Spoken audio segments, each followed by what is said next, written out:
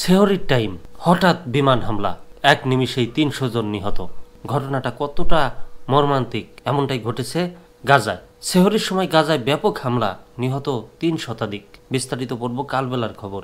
গাজার উপর ব্যাপক বিমান হামলা চালিয়েছে ইসরায়েল। হামলায় ৩ শতাধিক ফিলিস্তিনির মৃত্যুর খবর পাওয়া গেছে। মৃতের মধ্যে অনেক নারী ও শিশু রয়েছে। ইসরায়েল ডিফেন্স ফোর্স জানিয়েছে তারা হামাসের সন্ত্রাসী লক্ষ্যবস্তুগুলোতে হামলা করেছে। গাজার উচ্চপদস্থ হামাস কর্মকর্তার মধ্যে মাহমুদ আবু ওয়াফা হামলায় নিহত হয়েছেন বলে জানা গেছে। গত ১৯ জানুয়ারি থেকে বিরতির পর গাজায় এটি ইসরায়েলের সবচেয়ে বড় বিমান হামলা। আজ মঙ্গলবার ১৮ মার্চ গাজায় হামলা শুরুর আগে বেশিরভাগ মানুষ রমজানের সেহরি খাচ্ছিলেন। তখনই বিস্ফোরণ শুরু হয়।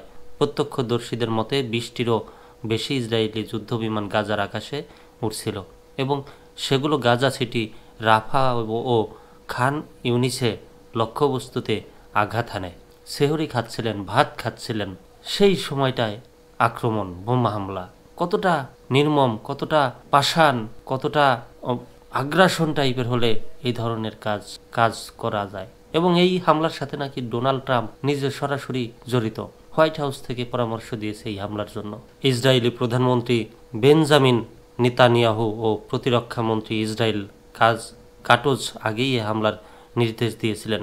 তারা বলেছেন, হামাসের কাছ থেকে বন্দীদের মুক্তির দাবি এবং পূর্বে প্রস্তাবিত চুক্তি প্রত্যাখ্যানের পর ইসরায়েল এই হামলা চালিয়েছে। ভবিষ্যতে হামাসের বিরুদ্ধে আরও শক্তিশালী সামরিক পদক্ষেপ নেবে তারা। এদিকে হামাস এই হামলাকে একটি বিশ্বাসঘাতকতা হিসেবে উল্লেখ করেছে। সংগঠনটি জানিয়েছে ইসরায়েল তাদের চুক্তি ভঙ্গ করেছে এবং এখন বন্দী ইসরায়েলি সেনাদের অনিশ্চিত ভবিষ্যতের মুখে পড়তে পারে। চুক্তি ছিল যে যুদ্ধ আর হবে না, তারই মধ্যে এমন ঘটনা। বিমান হামলা শুরুর আগে মার্কিন প্রেসিডেন্ট ডোনাল্ড ট্রাম্পের প্রশাসন ইসরায়েলকে হামলা চালানোর পরামর্শ দিয়েছিল। ওয়াশিংটন ইসরায়েলের প্রতিরক্ষা বাহিনীকে সাহায্য করতে প্রস্তুত ছিল। এদিকে গাজার অবস্থা অত্যন্ত খারাপ হয়ে পড়েছে। ৭ অক্টোবর ২০২৩ থেকে শুরু হওয়া যুদ্ধে এখন পর্যন্ত ৪৮,৫২০ ফিলিস্তিনি নিহত হয়েছেন।